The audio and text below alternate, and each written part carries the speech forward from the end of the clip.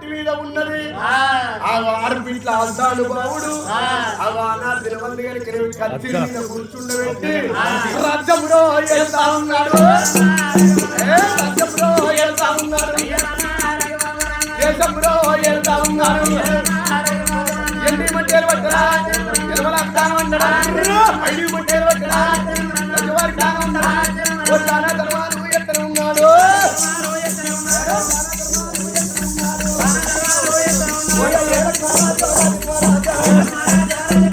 దానధర్మం లోపల తండ్రి పేరు వెళ్తున్నది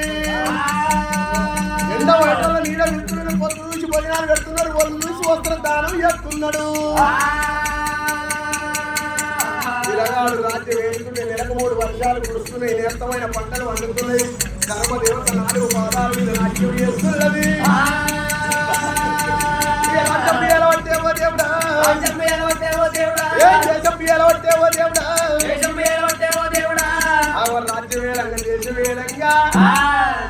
తిరువంతి కళ్ళ చూసిండ్రు తిరుపతి వేయిన అయ్యలు తిరిగి వచ్చిండ్రు కాశీ వేయిన అయ్యలు కదిలి వచ్చిండ్రు ఆనాడు చంపన్నని కళ్ళ చూసి ఓ చంపన్న పెళ్లి కాని పిల్లగాడు బయ్యంగుడు అన్నారు బయ్యంగుడు దానం చేస్తే భర్త తక్కువ అన్నారు ఆనాటికైనా ఈనాటికైనా అన్నారు పెళ్లి కాని కొల్ల కొడుకు పెళ్ళకు వెనుక వెంట రాదు పెళ్లి కాని కాపు కొడుకు రాజుకు పొత్తుతుంటే రాదు పెళ్లి కాని కాపు కొడుకు రాజుకు పొత్తుతుంటే ఉంటే పుట్టికేడు గింజలు తక్కువైతే ఆట పెళ్లి కాని గౌన్ల కొడుకు వనానికి మిద్దయ్యద్దు అన్నారు పెళ్లి కాని కొల్ల కొడుకును గొర్రెకు రేసులు కొట్టరాదాట ఎందు గురించి అంటే ఇప్పటికైనా అప్పటికైనా అందరూ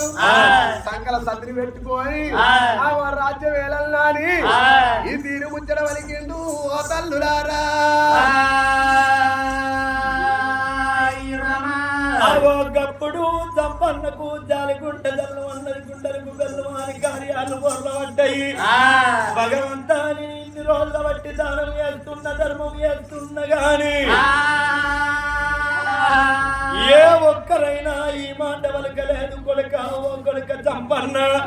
నువ్వు రాజ్యం వెళ్తున్నావు దేశం వెళ్తున్నావు కానీ పెళ్లి పేరంటావు లేక రాజ్యం వెళ్తున్నావు పెళ్లి పేరంటం లేక రాజ్యం వేలద్దు అన్నారు సంకల భార్యను పెట్టుకొని రాజ్యము దేశం వేలాలే కానీ నువ్వు పెళ్లి లేక పేరంటం లేక రాజ్యం వెళ్తున్నావు కొడుక నువ్వు కొడుకు అటువంటి పెళ్లి చేసుకున్న తర్వాత రాజ్యం వేలమన్నవాలే అయ్యాలవు ఆచారులారా అని వచ్చిన అయ్యలకు ఆచారులకు తిరుపతి పోయి తిరిగి వచ్చిన పెద్దలకు కాశీ పోయి కలిసి